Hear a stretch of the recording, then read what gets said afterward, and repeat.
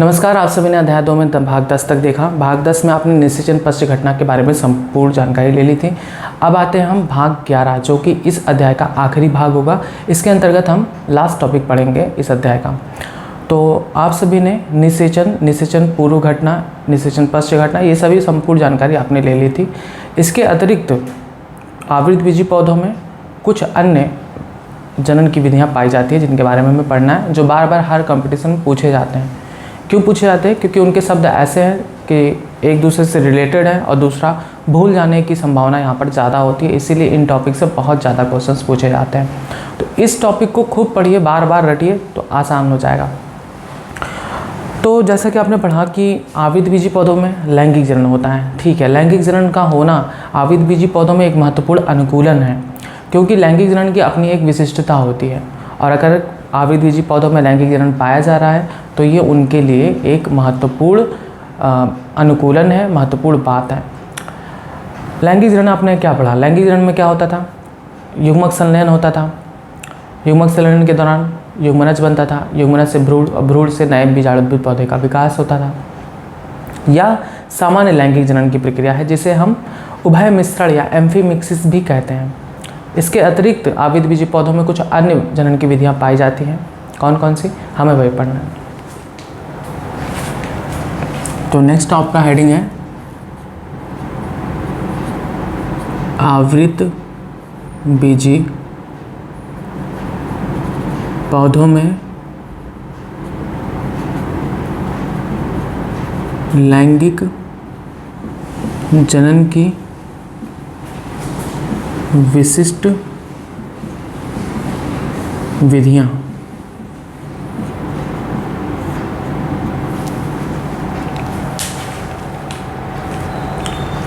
तो यहाँ पर आप लिख सकते हैं कि आवृतबीजी पौधों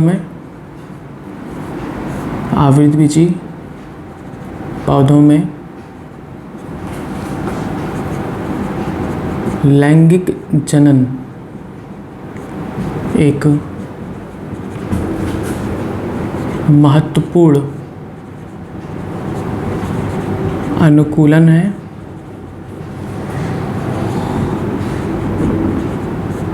लैंगिक जनन के दौरान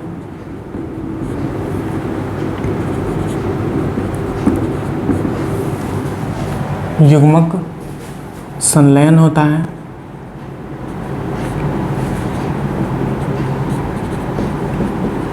जिससे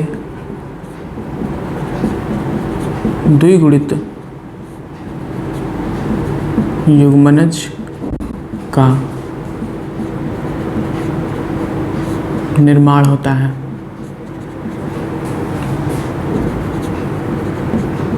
युग्मनज से भ्रूण और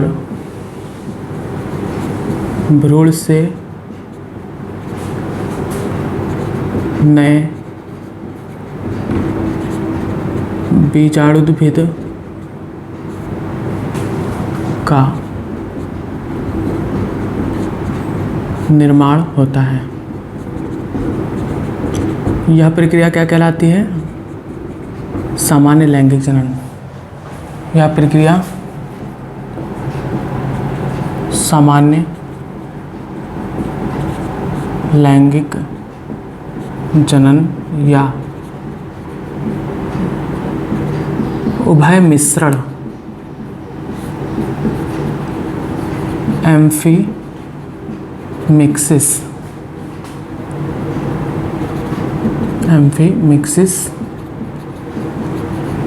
कहलाती है, ठीक है। सामान्य लैंगिक जनन को ही हम क्या कहते हैं? उभय मिश्रण या एम्फीमिक्सिस। ये बात अपने मन में नोट कर लीजिए। कभी कभी ऐसे भी पूछा जा सकता है कि एम्फीमिक्सिस क्या है। तो एम्फीमिक्सिस में जो सामान्य लैंगिक जनन के दौरान युग्मकों का संलयन होता है, जिससे भ्रूण का निर्माण होता है, वही प्रक्रिया उभय मिश्रण कहलाती है। इसके अतिरिक्त भी कुछ विधियाँ पाई जाती हैं। तो इसके अतिरिक्त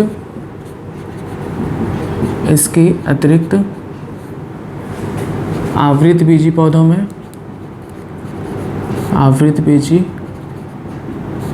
में जनन की कुछ अन्य विधियाँ पाई जाती हैं, जैसे जो निम्न है, जो निम्न है। पहला आता है इसमें आसंग जनन, यानी एपोमिक्सिस। आसंग जनन की प्रक्रिया क्या है?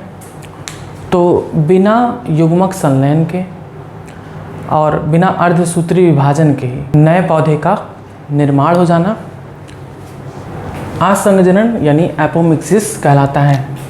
यहाँ पर लिख सकते हैं, कभी कभी पौधों में बिना युग्मक संलयन व अर्धसूत्री विभाजन के ही नए पौधे का निर्माण हो जाता है।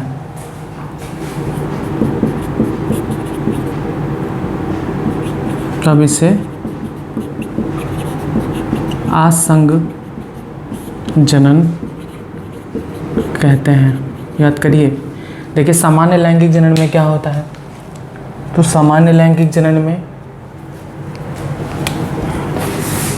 युग्मक का संलयन होता है, युग्मक संलयन होता है, अर्धसूत्री विभाजन भी होती है। लेकिन जब युग्मक संलयन ना हो, अर्धसूत्री विभाजन ना हो और इसके बावजूद भी नए पौधे का निर्माण हो जाता है, तब इसे हम आसंग जनन यानी एपोमिक्सिस कहते हैं। तो बताइए, जब युग्मक संलयन ना हो, अर्धसूत्री विभाजन ना हो और सीधे एक पौधे से नए पौधे का विकास हो जाए, तो ये क्या है? अलैंगिक जनन की ही तो विधि है। यानी हम आसंग जनन को क्या कह सकते हैं? अलैंगिक जनन की विधि कह सकते हैं। अर्थात यह अलैंगिक जनन की ही एक विधि है। यह मुख्य रूप से निम्न दो प्रकार से होता है। कौन कौन से? पहला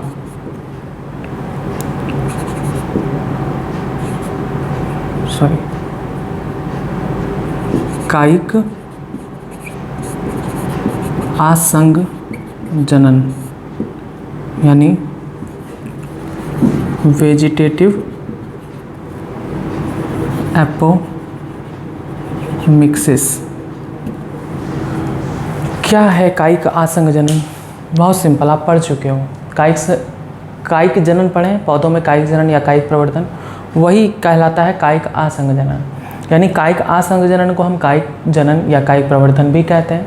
और जैसे कायिक प्रवर्धन में क्या होता था कि किसी भी मात्र पौधे के उसके कायिक अंग द्वारा नए पौधे का निर्माण हो जाता था, वैसे यहाँ पर भी वही चीज़ आप लिखेंगे। कायिक आसंग जनन में कि किस कायिक मात्र पौधे के किसी भी कायिक भाग जैसे जड़, तना, पत्ती आदि से अगर नए पौधे का निर्माण होता है तो वो कायिक आसंग जनन कहलाता है। जैसे आपने पढ़ा था जड़ का एग्जाम्पल सतावर और शकरकंद, उसके बाद आपने पढ़ा था तने का उदाहरण आलू, अदरक, हल्दी, ये सब। तो वही चीज़ें यहाँ पर शब्द केवल चेंज है, बाकी ये कायिक जनन ही है जिसे हम कायिक आसंग जनन कहते हैं। तो यहाँ पर लिख सकते हैं कि कायिक आसंग जनन को कायिक जनन या कायिक प्रवर्धन कहते हैं। इसमें बीज के अतिरिक्त, यानी बीज का निर्माण नहीं होता, बीज के अतिरिक्त पौधे के किसी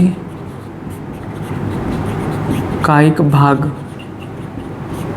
द्वारा नए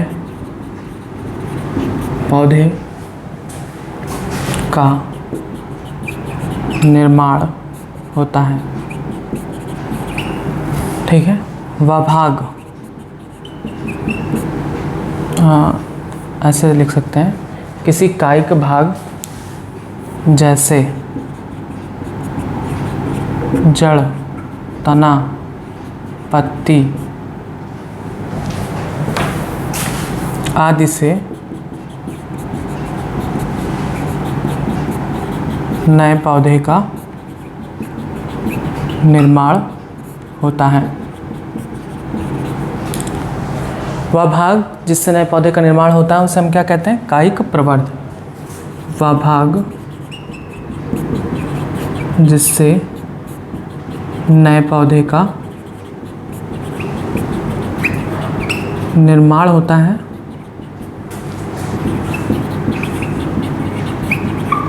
कायिक प्रवर्ध यानी वेजिटेटिव प्रोपेग्यूल्स कहलाता है। जैसे बताइए,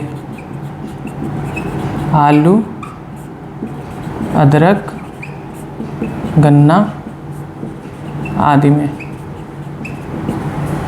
यानी कि जो सामान्य लैंगिक जनन है उसमें युग्मनज का निर्माण होता है युग्मक के संलयन से, लेकिन जब नए पौधे का विकास हो जाए बिना युग्मक संलयन के, तब वो प्रक्रिया क्या कहलाती है?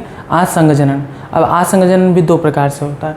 एक कायिक आसंग जनन यानी जिसमें नए पौधे का निर्माण हो जाए बिना किसी बीज के, बिना किसी युग्मक संलयन के, बिना किसी अर्धसूत्री विभाजन के, बस उसके किसी कायिक भाग द्वारा नए पौधे का निर्माण हो जाता है, तब उसे हम कायिक आसंग जनन कहते हैं। अब दूसरा आता है अनिषेक बीजता। अनिषेक बीजता यानी एगैमोस्पोरी। अनिषेक बीजता यानी बिना निषेचन के ही बीज का निर्माण क्या कहलाता है? अनिषेक बीजता। अर्थात इसमें लैंगिक जनन की प्रक्रिया नहीं होती। यहाँ हम लिख सकते हैं कि बिना निषेचन के ही बीज का निर्माण अनिषेक बीजता कहलाता है।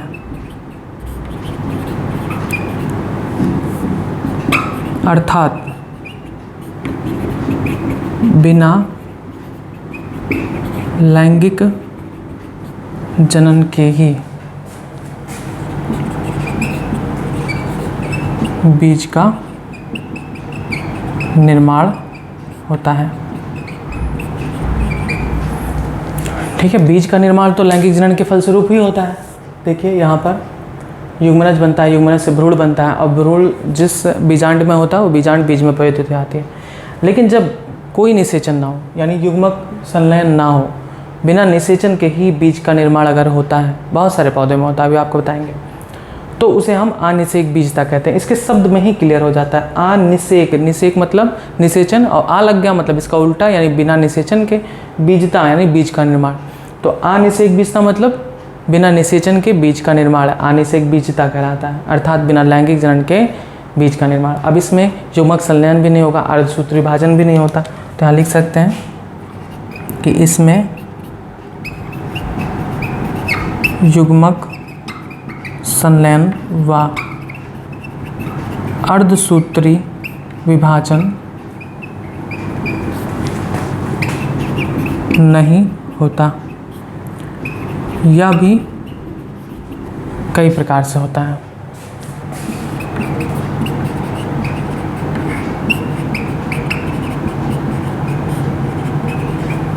कई प्रकार से होता है। कौन कौन से? तो पहला नाम याद करिए।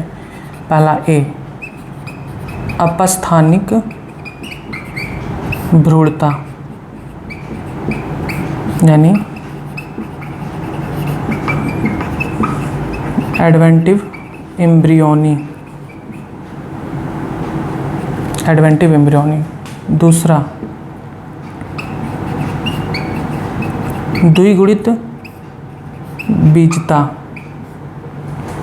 यानी डिप्लोस्पोरी। तीसरा अप बीजाणुता यानी एपोस्पोरी। और चौथा अप युग्मन यानी एपोगैमी। तो पहले आप चारों के नाम याद करें, तब फिर हम आपको एक एक को बताते हैं क्या है। अनिषेक बीजता समझ लिए, बिना निषेचन के बीज का निर्माण अनिषेक बीजता कहलाता है। यह निम्न प्रकार से होता है, कौन कौन से? अपस्थानिक भ्रूणता यानी एडवेंटिव एम्ब्रियोनी, दूसरा द्विगुणित बीजता यानी डिप्लोस्पोरी, और तीसरा अपबीजाणुता यानी एपोस्पोरी, और चौथा अपयुग्मन यानी एपोगैमी। तो अब हम इसे इरेज करेंगे, आप नोट कर लीजिए इसको पूरी तरीके से जैसे लिखा हुआ है। अब हम एक एक को फिगर बना के समझाएंगे।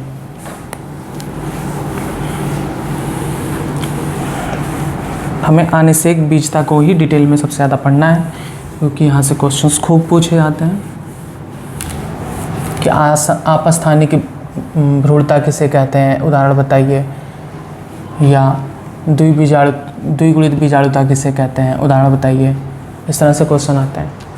तो आपने देखा था कि एक जायांग है और जायांग के अंदर पाया जाता है बीजांड। सामान्य लैंगिक जनन के दौरान क्या होता है? सामान्य लैंगिक जनन के दौरान बीजांड के अंदर स्थित होता है ये पूरा भाग बीजांडकाय। बीजांडकाय यानी न्यूसेलस। सामान्य लैंगिक जनन के दौरान क्या होता है? इसके अंदर पाया जाता है भ्रूण कोश यानी एम्ब्रियो सैक। Embryo sac. अब भ्रूण कोश के अंदर पाया जाता है एक अंड कोशिका। अंड कोशिका जो कि क्या होती है? आगुणित। क्यों होती है? क्योंकि भ्रूण कोश का निर्माण किससे होता है? गुरु बीजाणु मात्र कोशिका में अर्धसूत्री विभाजन के द्वारा होता है, जिससे इसकी सारी कोशिकाएं आगुणित होती हैं।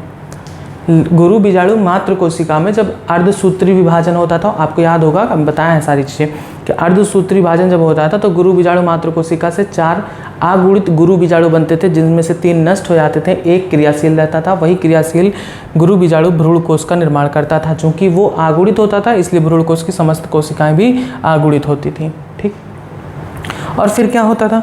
एक नर युग्मक आता था, वो भी आगुणित, और इससे फ्यूज करता था, संलयित होकर क्या बनाता था? युग्मनज, द्विगुणित युग्मनज बनाता था। ये सामान्य लैंगिक जनन की घटना है। लेकिन यहाँ पे कह रहे हैं कि बिना निषेचन के अगर बीज का निर्माण हो जाता है, यानी बिना नर युग्मक के ही अगर युग्मनज और भ्रूण का निर्माण हो जाता है, तब उसे हम क्या कहते हैं? अनिषेक बीजता। अब इसके 4 प्रकार है कि कैसे कैसे होता है। सबसे पहला आता है अपस्थानिक भ्रूणता यानी एडवेंटिव एम्ब्रियोनी। इसमें क्या होता है कि बीज का निर्माण भ्रूण कोश, अंड कोशिका, इन सब से नहीं होता। भ्रूण का निर्माण या तो बीजांडकाय की किसी द्विगुणित कोशिका से हो जाए, या तो अध्यावरण की किसी कोशिका से हो जाए, तब वहाँ पर हम अपस्थानिक भ्रूणता कहते हैं। ये क्वेश्चन बहुत इंपॉर्टेंट है, समझिएगा, समझना ही है इसमें। अपस्थानिक भ्रूणता का मतलब जब बीज का निर्माण बीजांडकाय की किसी कोशिका यानी अंड कोशिका से नहीं, किससे? बीजांडकाय से, या फिर अध्यावरण की किसी कोशिका से अगर बीज का निर्माण होता है, तब वहाँ पर हम क्या कहते हैं? अपस्थानिक भ्रूणता। तो अपस्थानिक भ्रूणता में क्या है?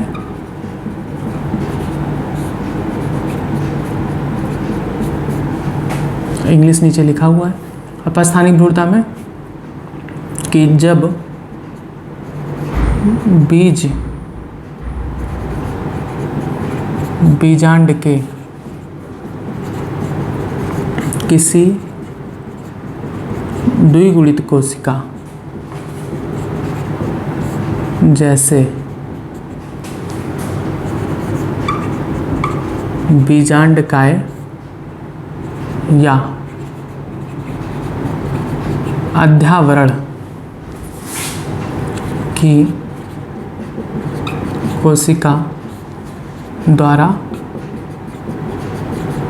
निर्मित होता है,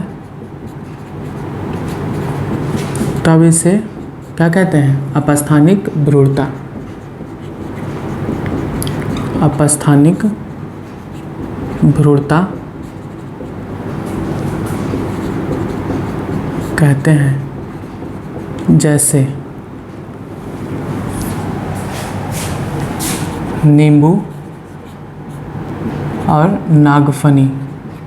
यहाँ पर नींबू का एग्जाम्पल याद रखेंगे, बहुत इंपॉर्टेंट है, बार बार पूछा जाता है। देखिए अपस्थानिक भ्रूणता में भी आएगा नींबू और अपस्थानिक बहुभ्रूणता में भी आएगा आगे, तो याद कर लीजिए। अपस्थानिक भ्रूणता का एग्जाम्पल नींबू और नागफनी। यानी जब बीज का निर्माण किससे हो? बीजांड की किसी एक कोशिका या अध्यावरण की एक कोशिका से होता है, या भ्रूणकोश का निर्माण, दोनों भी कह सकते हैं। दूसरा आता है द्विगुणित बीजाणुता। द्विगुणित बीजाणुता यानी डिप्लोस्पोरी। अब इसमें क्या होता है?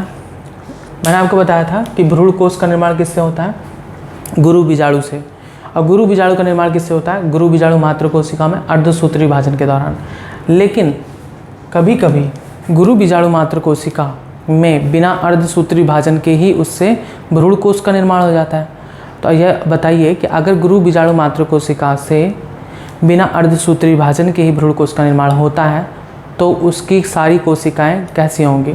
आगुणित होंगी कि द्विगुणित होंगी? ऑफकोर्स द्विगुणित होंगी, क्योंकि उसमें अर्धसूत्री विभाजन हो ही नहीं रहा। अगर अर्धसूत्री विभाजन होता है तभी आगुणित बनती हैं। लेकिन जब गुरु बीजाणु मात्र कोशिका में से बिना अर्धसूत्री विभाजन के ही भ्रूणकोश का निर्माण होता है तो सारे के सारे कोशिकाएं क्या होती हैं? द्विगुणित होती हैं। यानी अंड कोशिका भी तब वहाँ पर क्या हो जाएंगी? द्विगुणित हो जाएंगी इस कंडीशन में। ठीक है, तो द्विगुणित हो जाएंगी तो इन्हें किसी नर युग्मक की आवश्यकता होगी? नहीं, वहाँ पर भी बिना नर युग्मक के ही अंड कोशिका सीधे भ्रूण का विकास करती है, तभी से हम द्विगुणित बीजाणुता कहते हैं। यानी जब गुरु बीजाणु मात्र कोशिका यानी MMC बिना अर्धसूत्री विभाजन के ही भ्रूणकोश का निर्माण करती है, भ्रूणकोश का निर्माण करती है, जिससे भ्रूणकोश की सभी कोशिकाएं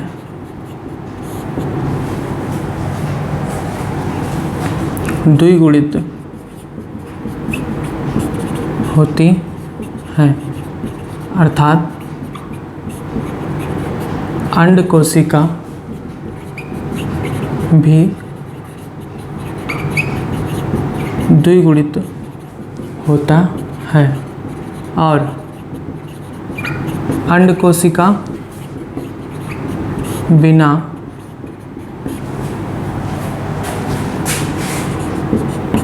नर युग्मक के संलयन के ही भ्रूण का निर्माण करती है।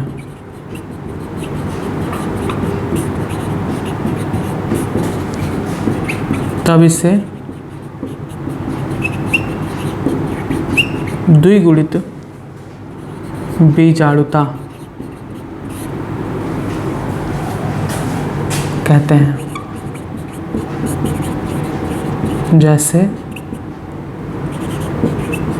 इक्सेरिस डेंटाटा में, इक्सेरिस डेंटाटा में।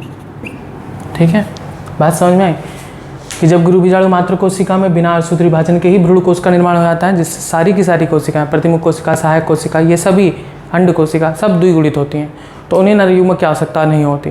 तो बिना नर युग्मक के वहाँ पर अंड कोशिका भ्रूण का निर्माण करती हैं, इसे हम द्विगुणित बीजाणुता कहते हैं। अब आता है तीसरा, अपबीजाणुता।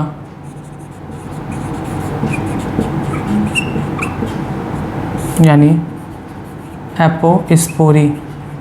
इसमें क्या होता है, तो जब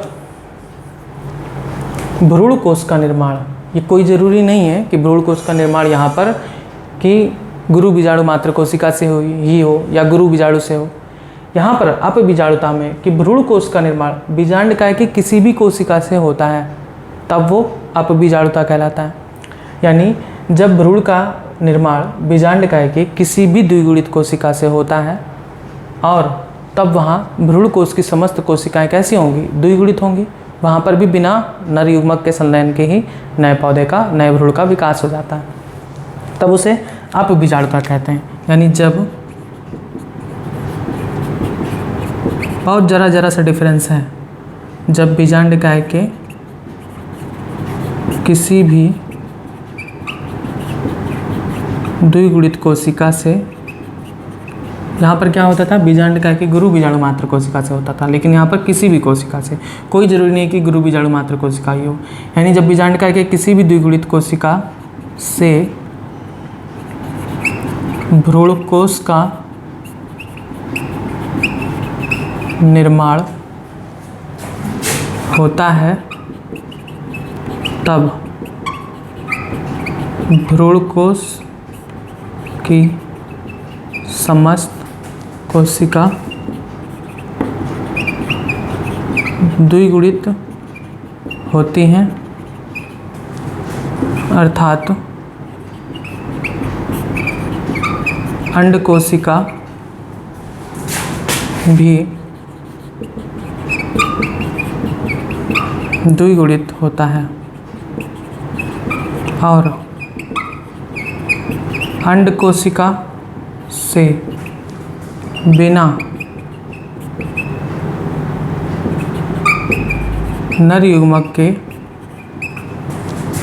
संलयन से ही नए पौधे, नए भ्रूण का, से ही भ्रूण का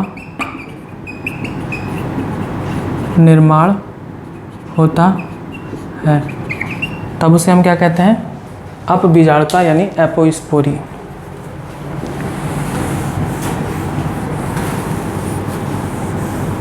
इसके उदाहरण क्या हैं, इसके उदाहरण हैं जैसे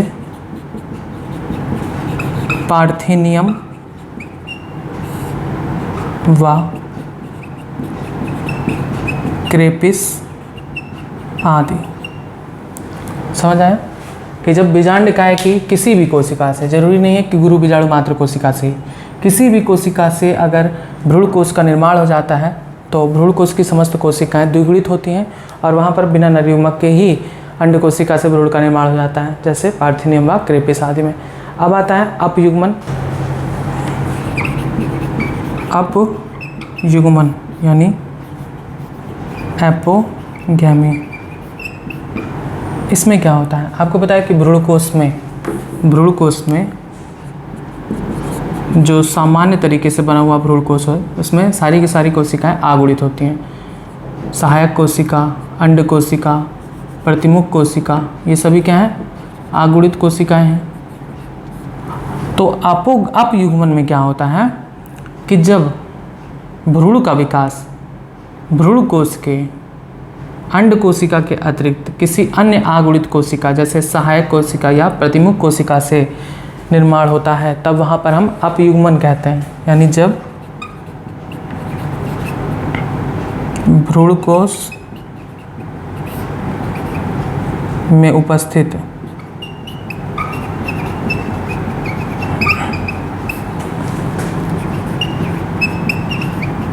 अंड कोशिका के अतिरिक्त किसी अन्य आगुणित कोशिका जैसे सहायक कोशिका या प्रतिमुख कोशिका से भ्रूण का निर्माण होता है, तब इसे अपयुग्मन कहते हैं।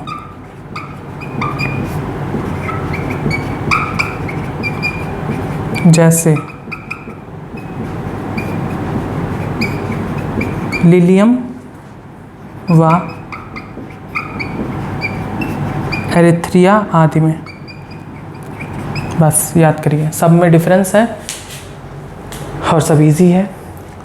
अपस्थानिक भ्रूणता में क्या होता है कि जब बीजांड की किसी भी कोशिका से विकसित हो जाता है तब इसे हम अपस्थानिक भ्रूणता कहते हैं। जैसे नींबू नागफनी में। द्विगुणित बीजाणुता में क्या होता है, जब गुरु बीजाणु मात्र कोशिका में बिना अर्धसूत्री विभाजन के ही भ्रूण कोश का निर्माण होता है, उसमें समस्त कोशिका द्विगुणित होंगी और उसमें अंड कोशिका बिना नरयुग्मक के भ्रूण का निर्माण करती है, तब उसे हम द्विगुणित बीजाणुता कहते हैं। जैसे एक्सारिस डेंटाटा।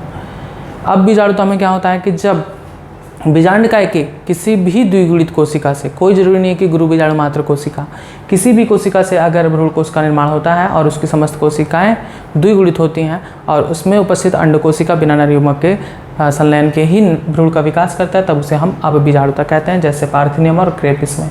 अपयुग्मन, जब भ्रूण कोश में उपस्थित सभी अगुणित कोशिकाएं हैं, उनमें से अंड कोशिका को छोड़कर किसी अन्य कोशिका जैसे सहायक कोशिका या प्रतिमुख कोशिका से अगर नर युग्मक के संलयन द्वारा, यहाँ पर ये लिखना भूल गए, यहाँ पर लिखेंगे कि जब भ्रूण कोश में उपस्थित अंड कोशिका के अतिरिक्त किसी अन्य अगुणित कोशिका जैसे सहायक कोशिका प्रतिमुख कोशिका से नर युग्मक के संलयन द्वारा भ्रूण का निर्माण होता है, तब इसे हम अपयुग्मन कहते हैं। जैसे लिलियम व एरिथ्रिया आदि में।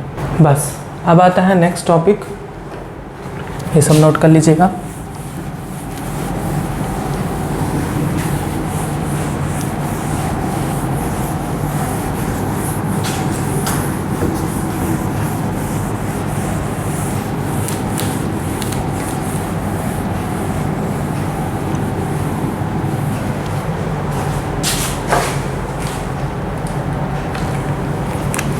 नेक्स्ट टॉपिक है अनिषेक फलन। देखिए, अनिषेक फलन और अनिषेक जनन में अंतर है। पार्थिनोकार्पी।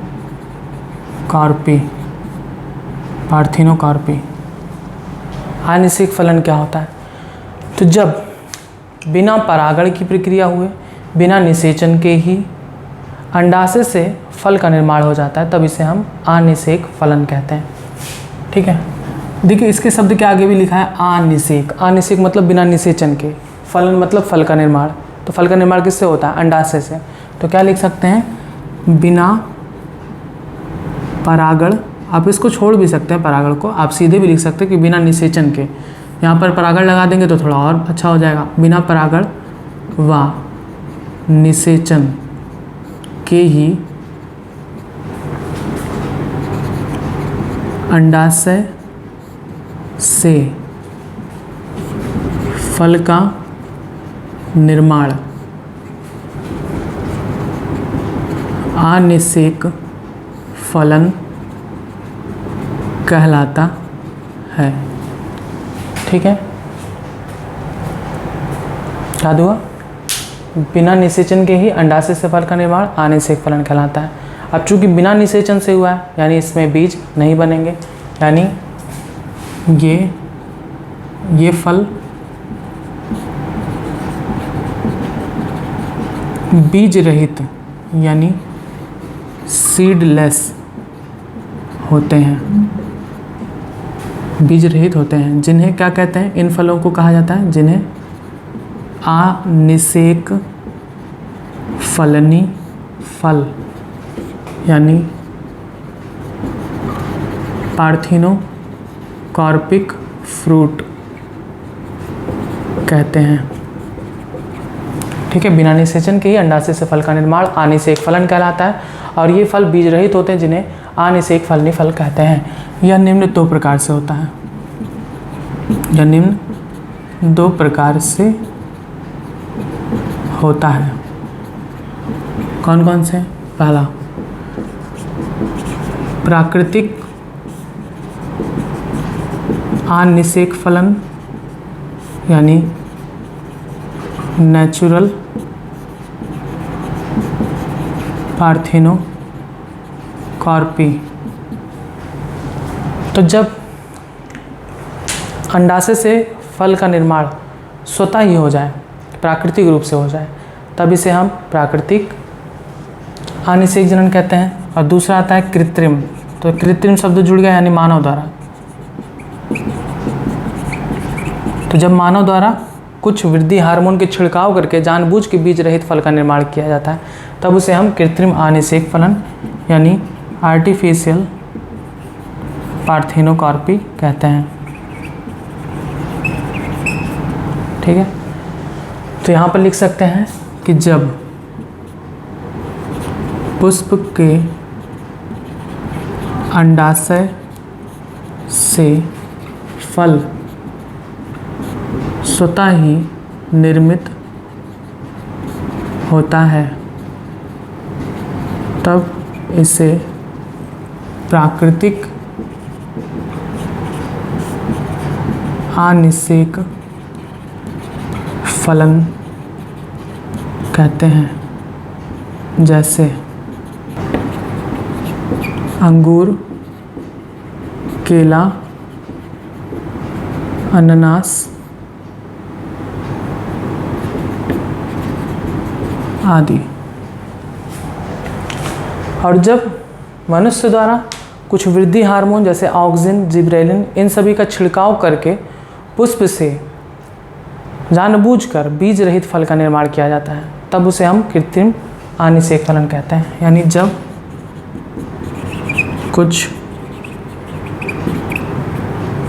वृद्धि हार्मोन जैसे ऑक्सिन व जिब्रेलिन का छिड़काव करके पुष्प से बीज रहित फल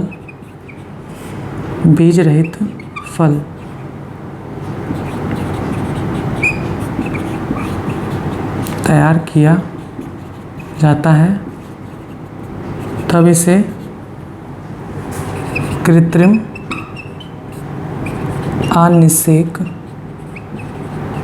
फलन कहते हैं। ठीक है, यहाँ पर ये बात याद रखेंगे कौन कौन से हार्मोन का प्रयोग किया जाता है, ऑक्सिन व जिब्रेलिन का। तो ऑक्सिन या जिब्रेलिन का छिड़काव पुष्प से अगर हम कर दें तो बीज रहित फल तैयार हो जाता है। यहाँ पर एग्जाम्पल लिख लेंगे जैसे नींबू, टमाटर, संतरा, अंगूर आदि। अब आता है नेक्स्ट टॉपिक अनिषेक जनन। देखिए अनिषेक फलन अलग है और अनिषेक जनन अलग है, यहीं पर हम क्लियर कर देते हैं।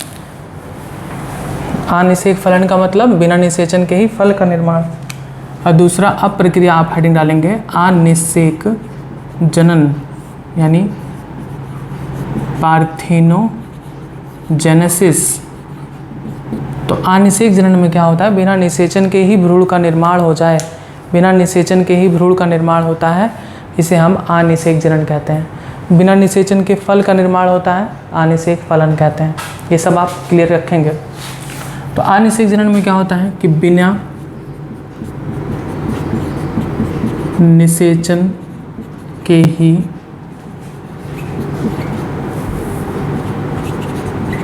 अंड कोशिका से भ्रूण का निर्माण अनिषेक जनन कहलाता है। अब चूंकि आपको पता है कि अंड कोशिका कैसी कोशिका होती है, आगुणित कोशिका। चूंकि अंड कोशिका आगुणित होती है, अतः इससे बनने वाला भ्रूण भी क्या होगा, बनने वाला भ्रूण भी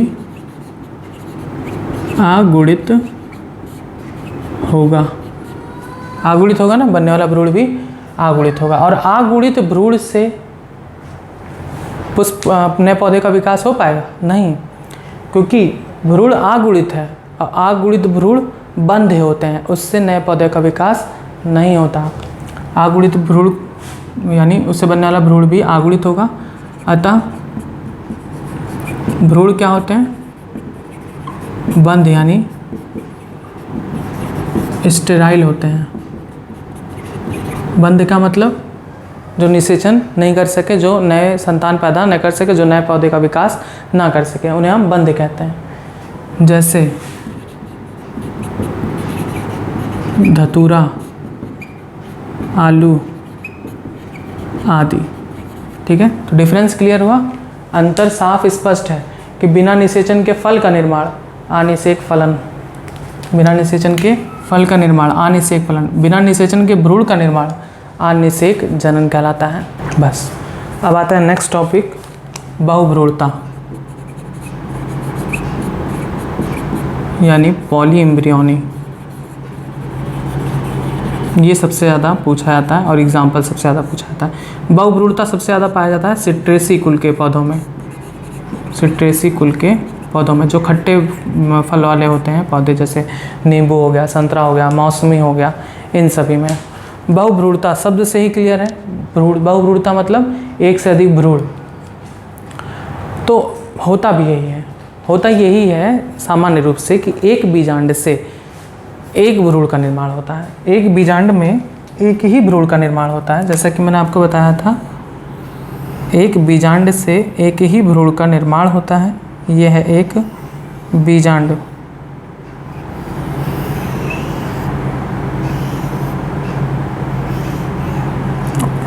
और एक बीजांड से केवल एक ही भ्रूण का निर्माण होता है। अंड कोशिका है, नर युग्मक आपस में फ्यूज करते हैं, क्या बनाते हैं? युग्मनज। ठीक है, ये हो गया युग्मनज, और युग्मनज से भ्रूण का निर्माण होता है। प्रायः एक बीजांड से एक भ्रूण का निर्माण होता है, लेकिन कभी कभी एक बीजांड से विभिन्न कारणों से एक से अधिक भ्रूण बन जाते हैं, तब वहाँ पर हम बहुभ्रूणता कहते हैं। इसकी खोज किसने की थी? बहुभ्रूणता की खोज किए थे एंटोनी वॉन ल्यूवेनहॉक ने किया था। कब किया था? 1791 में। किस में किया था? संतरे के बीज में किया था। ठीक है, होता क्या है बहुभ्रूणता में? बहुभ्रूणता में युग्मनज हो सकता है, बहुत सा कारण है, बहुत से कारण हैं एक से अधिक भ्रूण बनने का। मैं यहाँ पर एक कारण बता रहा हूँ। युग्मनज विभाजित हो गए और युग्मनज दो युग्मनज बना लिए, फिर ये दोनों युग्मनज विभाजित हुए, 4 युग्मनज बना लिए, 4 से 8 युग्मनज बना लिए। तो इस प्रकार से बहुत सारे युग्मनज बन जाते हैं। तो बहुत सारे युग्मनज जो बने हैं उनसे अलग अलग भ्रूण का निर्माण होता है। ठीक है, अलग अलग भ्रूण का निर्माण होता है। लेकिन याद रखेंगे कि एक बीजांड में एक से अधिक भ्रूण पाए तो जा सकते हैं, एक बीजांड में एक से अधिक भ्रूण तो पाए जा सकते हैं, लेकिन इनमें से केवल एक ही भ्रूण सक्रिय होता है और पौधे के नए अगली पीढ़ी को जन्म देता है, नए पौधे को बनाता है। ठीक है, तो बीजांड में एक से अधिक भ्रूण पाए जा सकते हैं, लेकिन इनमें केवल एक ही भ्रूण सक्रिय होता है, बाकी सब नष्ट हो जाते हैं। एक सक्रिय होकर नया पौधा विकसित करता है और उसके बाद जितने भी बचे भ्रूण हैं सब नष्ट हो जाते हैं। तो ये सब बातें याद रखेंगे। तो आपने जाना बहुभ्रूणता यानी पॉलीएम्ब्रियोनी क्या होता है कि जब ऐसे प्रायः एक बीजांड से एक भ्रूण का निर्माण होता है, किंतु विभिन्न कारणों की वजह से एक बीजांड से अनेक भ्रूण बन जाते हैं। इस प्रक्रिया को ही बहुभ्रूणता कहते हैं। इसकी खोज एंटोनी वॉन ल्यूवेनहॉक ने की थी 1791 में, संतरे के बीज में की थी। और यद्यपि एक बीजांड में एक से अधिक भ्रूण तो पाए जा सकते हैं, लेकिन इनमें से केवल एक ही सक्रिय होकर नए पौधे को जन्म देता है। ठीक, आप अब लिख डालेंगे, वैसे हेडिंग डालेंगे बहुभ्रूणता यानी पॉलीएम्ब्रियोनी, और इसमें लिखेंगे प्रायः एक बीजांड में एक ही भ्रूण का निर्माण होता है, लेकिन एक बीजांड में विभिन्न कारणों से एक से अधिक भ्रूण का बनना बहुभ्रूणता यानी पॉलीएम्ब्रियोनी कहलाता है। अब इसमें लिखेंगे कि इसकी खोज एंटोनी वॉन ल्यूवेनहॉक ने सन 1791 में की, सन 1791 में संतरे के बीज में की थी। आगे लिखेंगे बहुभ्रूणता में युग्मनज एक से अधिक भागों में विभक्त हो जाता है और प्रत्येक भाग भ्रूण बनाता है। इस प्रकार एक बीजांड में एक से अधिक भ्रूण का निर्माण हो जाता है, लेकिन इनमें केवल एक ही भ्रूण सक्रिय होकर पौधे की अगली पीढ़ी को जन्म देता है। अब आप आगे लिखेंगे सिट्रेसी कुल के पौधों में यह एक सामान्य घटना है। फिर लिखेंगे अनावृत बीजी पौधों में अधिक तथा आवृत बीजी पौधों में कम पाया जाता है। लिखेंगे बहुभ्रूणता भी निम्न प्रकार से होता है। अब इसमें पहला प्रकार आता है सरल बहुभ्रूणता। सरल, पहला है सरल बहुभ्रूणता, यानी सिंपल पॉली एम्ब्रियोनी। इसमें क्या होता है, तो इसमें एक बीजांड में होता तो यही कि एक बीजांड में एक ही भ्रूणकोष पाया जाता है, लेकिन सरल बहुभ्रूणता में एक बीजांड में एक से अधिक भ्रूणकोष पाए जाते हैं और उन सब में जो अंडकोशिकाएं उपस्थित हैं उनमें युग्मक संलयन द्वारा भ्रूण का निर्माण होता है।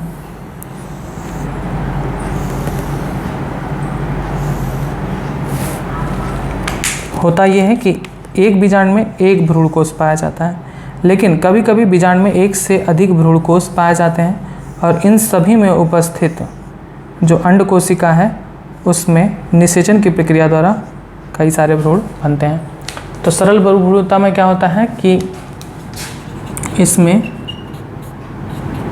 एक बीजांड में एक से अधिक भ्रूणकोष पाया जाता है, जिसमें निषेचन के पश्चात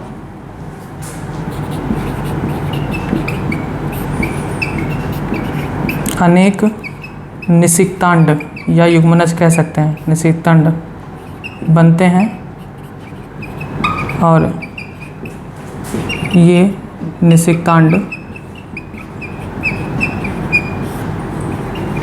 भ्रूण का निर्माण करते हैं। जैसे सरसों व नींबू आदि में। दूसरा आता है मिश्रित बहुभ्रूणता।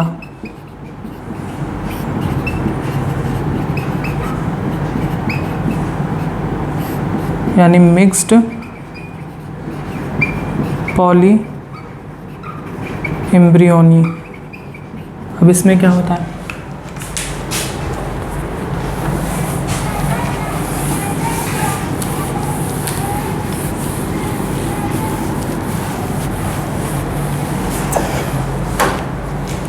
ये तो हो गया सरल बहुभ्रूणता, जब बीजांड में एक से अधिक भ्रूणकोष का निर्माण होता है।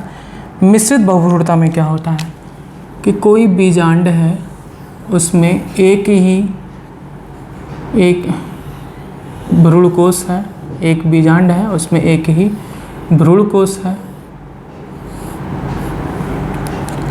ठीक है। एक बीजांड है और इसके अंदर एक भ्रूणकोष है। आपको पता है भ्रूणकोष में 3 प्रतिमुख कोशिकाएं पाई जाती हैं, 2 सहायक कोशिकाएं और 1 अंड कोशिका पाई जाती हैं। तो जब कई सारे परागकण वर्तिकाग्र पर आ जाएं और इनसे अपनी अपनी पराग नलिकाएं निकलती हैं, इनसे अपनी अपनी पराग नलिकाएं निकलकर भ्रूण कोश में प्रवेश करती हैं, तो जो एक पहला नरयुग्मक आता है वो अंड कोशिका से फ्यूज करके तो युग्मनज बना लेता है, ठीक, सही है, युग्मनज बना लेता है और इस युग्मनज से भ्रूण का निर्माण होता है, ठीक है।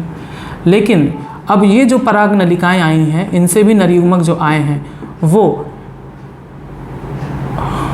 अन्य कोशिकाओं जैसे सहायक कोशिका, प्रतिमुख कोशिका, इन प्रतिमुख कोशिका, इन प्रतिमुख कोशिका, इस सहायक कोशिका से फ्यूज करके खूब सारे युग्मनज बना लेती हैं और प्रत्येक युग्मनज भ्रूण का निर्माण करते हैं। तब वहाँ पर हम क्या कहते हैं, मिश्रित बहुभ्रूणता। सब में थोड़ा थोड़ा अंतर है। होता क्या है सरल बहुभ्रूणता में कि जब एक से अधिक भ्रूणकोष पाए जाएं तब वहाँ पर निषेचन की प्रक्रिया होती है तो बहुत सारे भ्रूण बनते हैं। लेकिन जब एक ही भ्रूणकोष पाया जाए और उसमें ढेर सारी जो कोशिकाएं हैं, प्रतिमुख कोशिका, सरल कोशिका, अंड कोशिका, उसमें पाई जाए और बहुत सारे परागकण आकर इसमें नरयुग्मक छोड़ देते हैं, जिससे एक नरयुग्मक तो अंड कोशिका से युग्मनज बनाता है, भ्रूणकोष बनाता है, लेकिन जो बाकी बची युग्मक है नरयुग्मक, वे अंड कोशिका के अतिरिक्त सहायक कोशिका व प्रतिमुख कोशिका से संयुग्मन करके युग्मनज का निर्माण करते हैं और उस युग्मनज से भ्रूण का निर्माण होता है। तब यहाँ पर हम मिश्रित बहुभ्रूणता कहते हैं। जैसे इसका एग्जाम्पल है प्याज। उसके बाद आता है तीसरा विदलन बहुभ्रूणता यानी क्लीवेज पॉली एम्ब्रियोनी। अब इसमें क्या होता है तो बताएं कि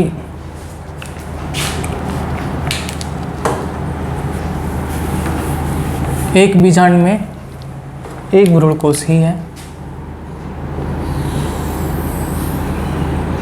एक बीजांड में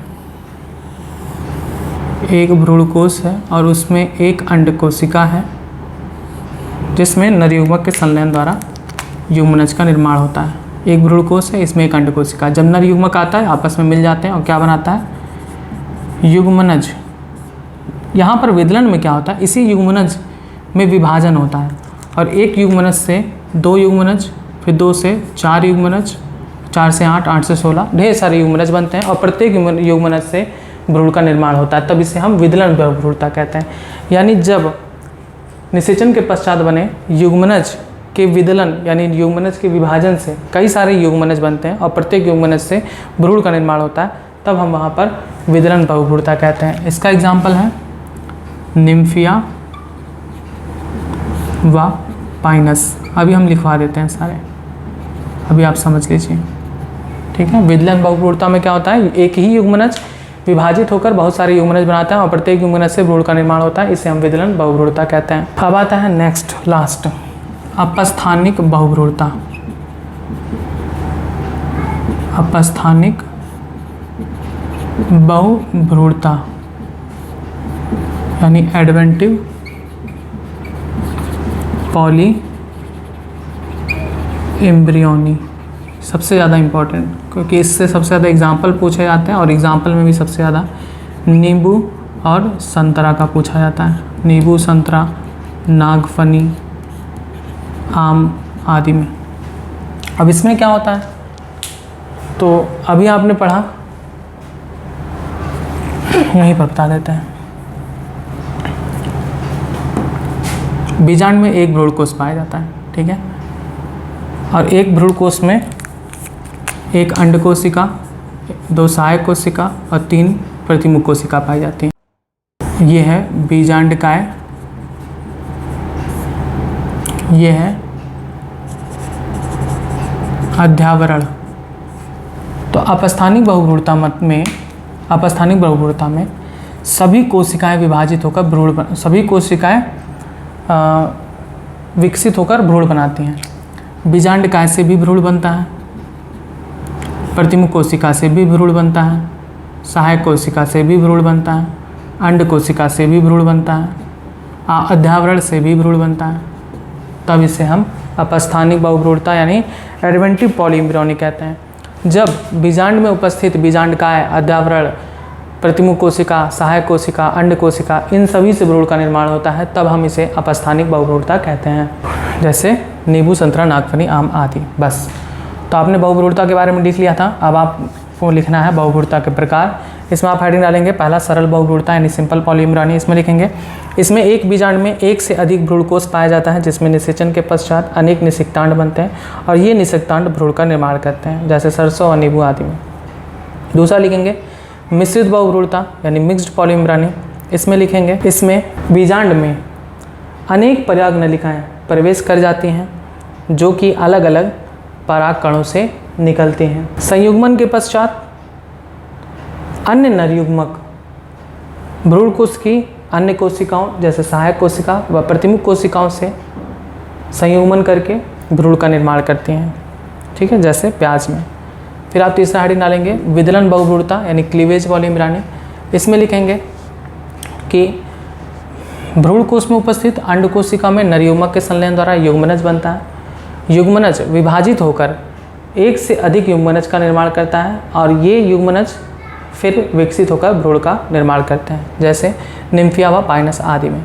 नेक्स्ट आप लिखेंगे हेडिंग चौथा अपस्थानिक बहुभ्रूणता यानी एडवेंटिव पॉलीएम्ब्रियोनी। इसमें लिखेंगे कि कई भ्रूण का विकास बीजांडकाय की कोशिका व अध्यावरण कोशिका या प्रतिमुख कोशिका या सहायक कोशिका, अंड कोशिका आदि से बनते हैं, तब इसे हम अपस्थानिक बहुभ्रूणता यानी एडवेंटिव पॉलीम्ब्रानी कहते हैं, जैसे नींबू, संतरा, नागफनी आदि। बस ये था आपका आज का टॉपिक भाग 11। इस अध्याय का आखिरी टॉपिक था। इसी भाग के साथ ये अध्याय पूरी तरीके से समाप्त हो चुका है। अब जो कुछ क्वेश्चंस हो गए एनसीईआरटी के, वे आपको बताए जाएंगे और ये टॉपिक बहुत इंपॉर्टेंट है, बहुत कन्फ्यूजन क्रिएट करता है, तो आप लोग इसको जितना रट पाएँ उतना रटें, जितना अच्छी तरीके से तैयार कर पाएँ उतनी अच्छी तरीके से तैयार करें।